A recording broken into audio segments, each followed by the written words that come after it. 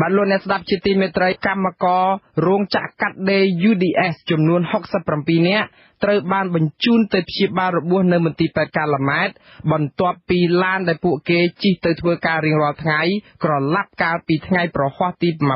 $27នៅឃុំឫស្សីជ្រោយស្រុកមុខកំពូលខេត្តកណ្ដាលលោកសុនហេងរាយការណ៍ព័ត៌មាននេះព័ត៌មានពីមន្ទីរពេទ្យកាល់ម៉ែតឲ្យដឹងថាមកដល់រសៀលថ្ងៃប្រហ័សទី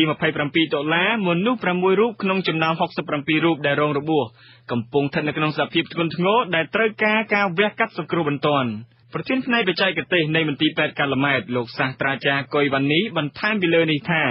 អ្នករបួសចំនួន61រូបទៀតទោះបីជាមិនមានសភាពធ្ងន់ធ្ងរគ្រូពេទ្យកំពុងបន្តតាមដានថាតើអាការៈនឹងអាចប្រែប្រួលទៅជាយ៉ាងណាកម្មករកាត់ដេរទាំង67រូបនោះគឺជាជនរងគ្រោះនៃគ្រោះថ្នាក់ចរាចរណ៍មួយនៅលើកំណាត់ផ្លូវជាតិលេខ6សង្កាត់ព្រែកលៀបខណ្ឌឫស្សីកែវរថយន្តដឹកកម្មករកាត់ដេររបស់រោងចក្រ UDS បានក្រឡាប់ចាក់អ្នកដំណើររបស់ខ្លួនទៅលើផ្លូវថ្នល់ពលករកាត់ដេរមួយរូបគឺលោកស្រីអឹមសុលីមជាមួយនឹងបងប្អូនរបស់លោកស្រី3រូបទៀតគឺជាអ្នកធ្វើដំណើរផ្ទាល់លើរថយន្តនោះខុសពីបងប្អូនរបស់លោកស្រីដែលកំពុងសម្រាកព្យាបាលរបួសលោកស្រីសុលីមមិនបានរងរបួសអ្វីទាំងអស់ក្រៅតែពីការតក់ស្លុតក្នុងអារម្មណ៍និងការព្រួយបារម្ភទៅលើស្ថានភាពរបស់បងប្អូនលោកស្រីបានឯកភាពព្រមពណ៌នាពីទស្សនវិជ្ជានៅពេលក្រឡាប់ឡាននោះមកអាស៊ីសេរីការដំបូង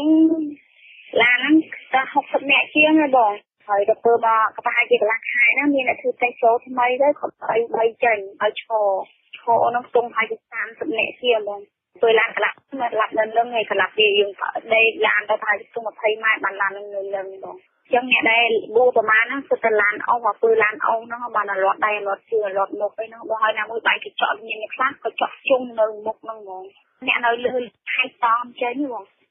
ហែកទៅវាចេញដល់ពេលចេញទៅហែកគ្នាចេញហែកគ្នាទៅក៏ផ្សាយអ្នកស្លាប់អាអ្នករបួសហ្នឹងចេញយកទៅដាក់គិនខ្នល់អស់ទៅហ្មង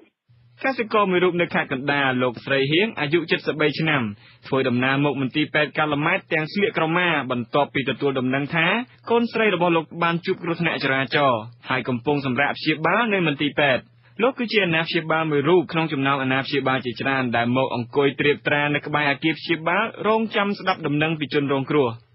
បាទអារម្មណ៍នឹងញាប់ញ័រណាស់បាទមកនឹងរំសុទ្ធបាទអារម្មណ៍ពីកូនបាទមកនឹងគ្មានលេខគ្មានលុយគ្មានកាយទេមកនេះតាម3មកដូចថាមកតែខ្លួននេះពលឹងពលះនៅកូននេះអស់ហើយមន្ត្រីស្នងការនគរបាលក្រុងភ្នំពេញលោកសំសាលីនឲ្យដឹងថាមកដល់រសៀលថ្ងៃប្រហ័សទី$27នេះលោកមិនទាន់បានទទួលបញ្ជាពីថ្នាក់លើទេថានឹងមានចំណាត់ការយ៉ាងណាទៅលើតែកុងឡាននិងក្រុមហ៊ុន UDS ខ្ញុំបាទសុនហេងអាស៊ីសេរីភ្នំពេញ